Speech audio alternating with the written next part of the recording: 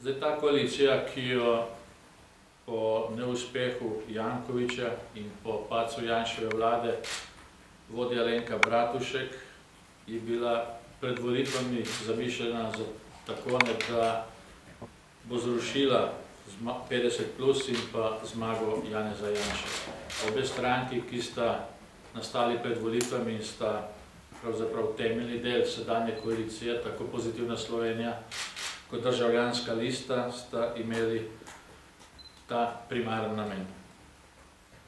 Zdaj, politična neiznajdljivost, tudi v določeni meri aroganca, nesposobnost, tudi ta zmagovalna zaslepljenost Zorana Jankovića je ponudila priložnost, da se je oblikovala drugačna večina, kot je bila izvoljena na volitvah, in je omogočila nastanek druge Janševe vlade, ki je reševala tisto, kar se je po slabi zapuščini vlade Boruta Pahorja dalo urejati. Po prekomernem zaposlovanju v javnem sektorju, po življenju na veliki nogi, po obilici leporečja, ni bilo nobenih reform, ta vlada ni sprejela nobenih reform in, če malo parafraziram, je bila Slovenija redkih držav, v kateri ta vlak reform ni vozil tako kot v ostalih evropskih državah, ki so se znašle v krizi. Koalicija Janeza Janše je sprejela vrsto dobrih ukrepov, nujnih ukrepov za izboljšanje gospodarskega okolja, izvajala je restrikcije na področju javnega sektorja, rezala privilegije in se lotila tudi resno prestrukturiranja, oziroma po domače povedano privatizacije državnega premoženja in pa seveda tudi reforme bančnega sistema.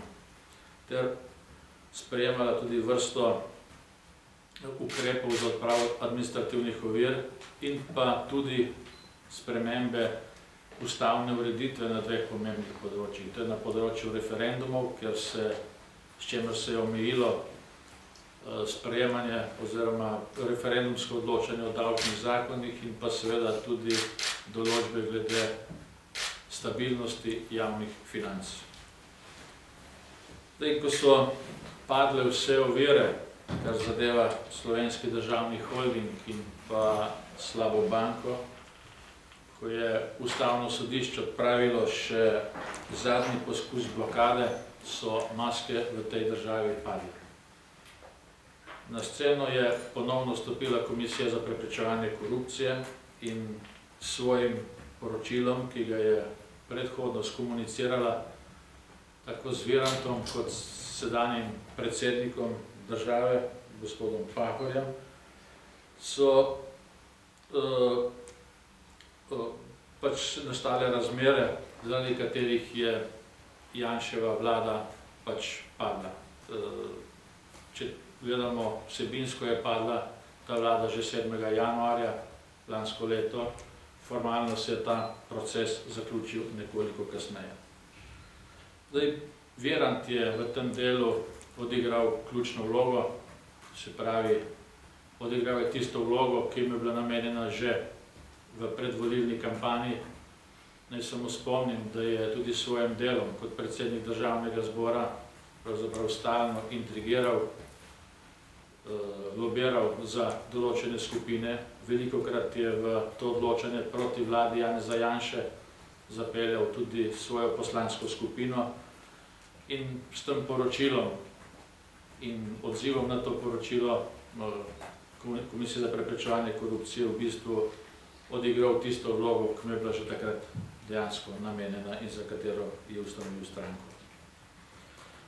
Intrigirale so tudi druge skupine, na primer sindikati in tudi razna omrežja, in so, tako pravijo, če se po domači izrazim, nekateri nategnjeni vstajniki, so ta omrežja in te skupine tudi sponzorirala njihova gibanja, sodelovala na protestih, jih usmerjala, sodelovala na pogovorih in s temi svojimi aktivnostmi so ta omrežja preko vstajnikov še dodatno utrujala slovenski prostor, ustvarjala negativno vzdušje v državi proti vladi Janeza Janše in pa seveda tudi proti Janši osebno. Po oblikovanju vlade Alenke Bratušek so ta vstajniška gibanja nenadoma utihnila in pravzaprav je ukradena država še naprej ostala v varnih, to se pravi varnih rokah, to se pravi v rokah starih nelustriranih omrežij. Zdaj, vlada Alenke Bratušek je izredno hitro zavila na pot bivše Pahorjeve vlade. Ponovno se je začelo zaposlovanje v javnem sektorju, ponovno se je izvajalo veliko leporečja. Zadolževanje je bilo zaradi tega, ker se ti ukrepi niso izvajali še trikrat hitrejše kot v času Pahorjeve vlade. In vlada Alenke Bratušek je imela zelo veliko podporo, naklonjena je bila velika večina političnega prostora, naklonjena so je bila druga omrežja in okolja, in ki so vse te ukrepe ali pa neukrepe vlade Alenke Bratušek ocenjevali kot zelo pozitivne in uspešne. Vendar tega mnenja niso delili vsi. Botri, to se pravi tisti, ki že desetletja usmerjajo slovenski politični prostor, so vedeli, da je potrebno ukrepati, vedeli so, da bodo razmere prihodnje leto še bistveno slabše, kot so letos, in zato so pravzaprav ti procesi stekli. In stekli so podobno kot v času vlade Boruta Pahorja, od znotraj, se pravi znotraj koalicije. Takrat je padec vlade Boruta Pahorja povzročila zares, tokrat bo padec vlade Alenke Bratušek pač povzročil antagonizem v največji stranki koalicije, to je v Pozitivni Sloveniji.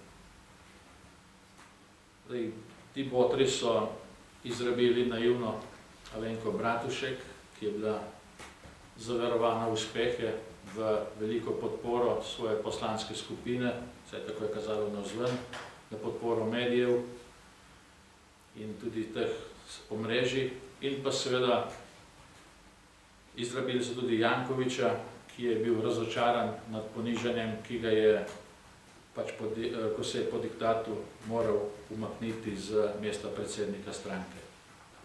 To, kar se je zgodilo v Pozitivni Sloveniji, je pravzaprav bil neizbežen proces, temperana bomba, in to, kar se dogaja sedaj v tej stranki in poslanski skupini, bi se zgodilo v vsakem primeru, ne glede na to, ali je zmagal Zoran Janković ali bi zmagala Alenka Bratušek. Zdaj, izigrana, kot rečeno, sta oba dela Pozitivne Slovenije.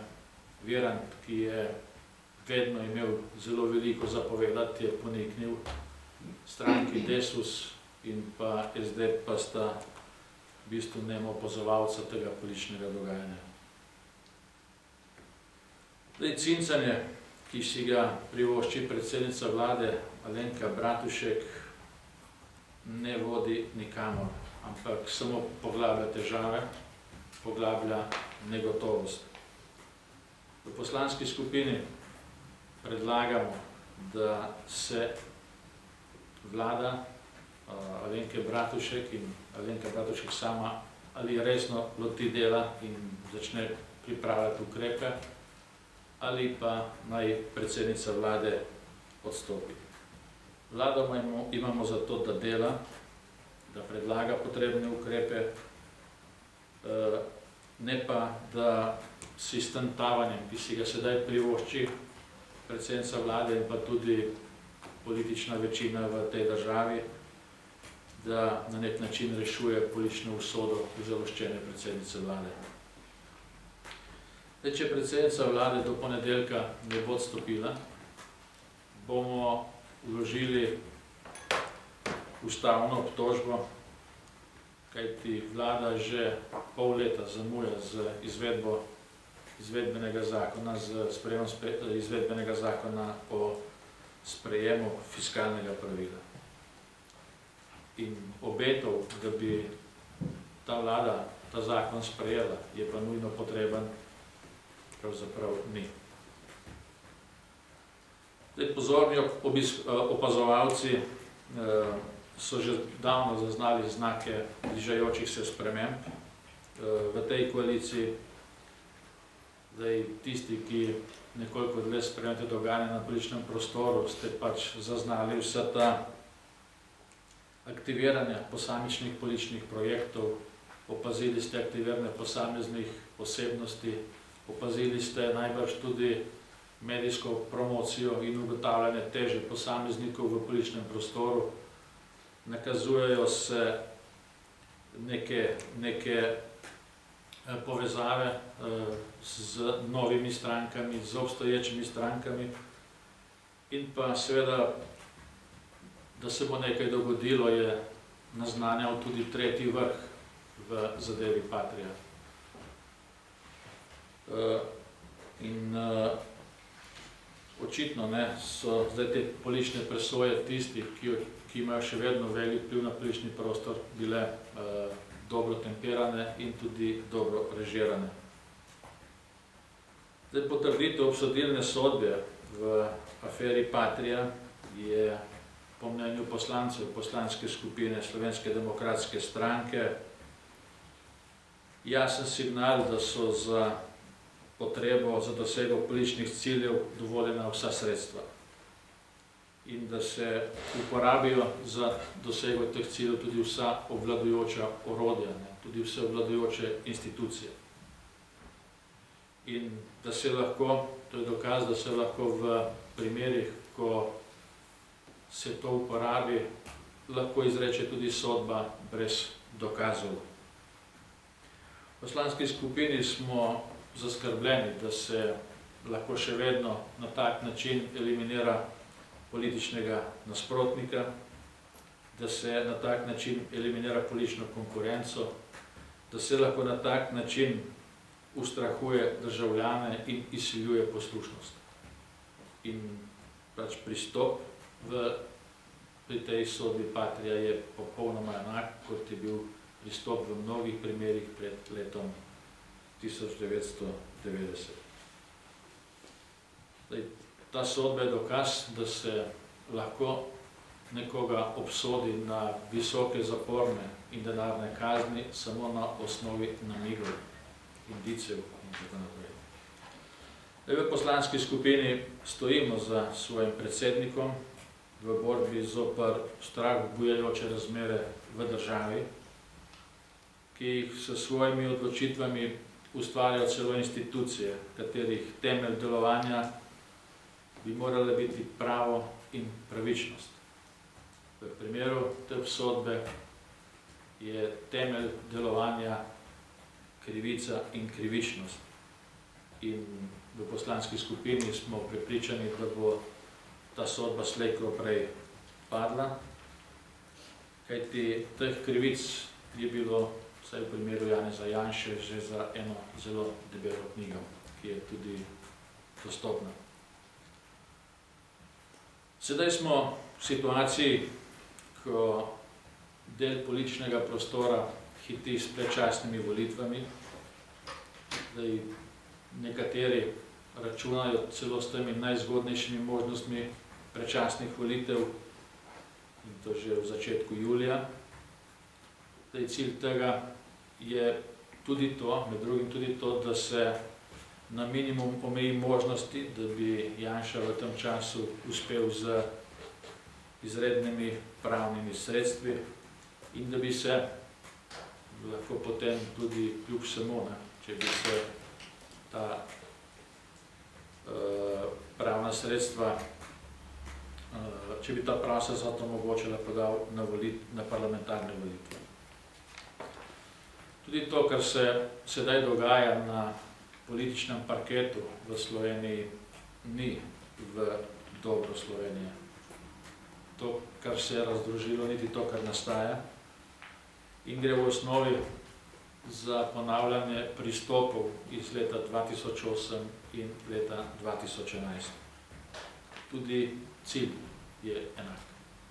Se pravi, da se prepreči Janezu Janši in Slovenski demokratski stranki, da bi na parlamentarnih volitvah premočno zmagala in da bi s svojo večino uspela realizirati korenite spremembe v tej državi, ki so nujno potrebne. In te spremembe zajemajo spremembo volilnega sistema, zajemajo reformo sodstva, izpeljavo lustracije in pa seveda tudi sprejemanje reform, ki bodo podobne reformam v uspešnih državah, a vendar prilagojene zamudi, ki jo Slovenija v tem času levih vlad pridelala. Tudi, kar zadeva predčasne volitve, se pojavljajo razni scenariji. Nekatere predstavlja Alenka Bratušek, druge Zoran Janković, tretje Borut Pahor, četrte nekatere stranke te leve provenience. Zdaj, ozadje, ki producira vse te variante, je isto, to se pravi tisto, ki upravlja s tem delom političnega prostora. Vendar tu povem, da poslanci ne bomo sodelovali, naše poslanske skupine ne bomo del teh scenarijev in ne bomo asistirali vsem tem poskusom, ki se sedaj pojavljajo. Kajti cilj vsega tega je, da se ohranijo vzvodi, ohranja politična moč in da se upravlja z državo in njenim premoženjem. Za ljudi ni nikomu kaj veliko malo. So pa volitve, ki bodo, in letos si bo nekaj priložnost, da se ljudje zelo jasno opredelijo, da presodijo, kaj je za njih najbolje, kaj je za nas najbolje, ali so za njih rešitve, ki jih ponuja zapiranje arhivov, skrivanje dokumentov, ščitenje oseb, ki so vpletene v najhujša kriminalna dejanja, tisto, kar je za njih glavna izbira, ali pa se bodo odločili za to, da dobijo izbiro, ki je pač taka, kot je v sodobnih evropskih državah. Ni vseeno, komu se na volitvah podeli mandat, vsaka odločitev volivca, tistega, ki pride in tistega, ki ne pride, ima vsaj srednjeročne posledice,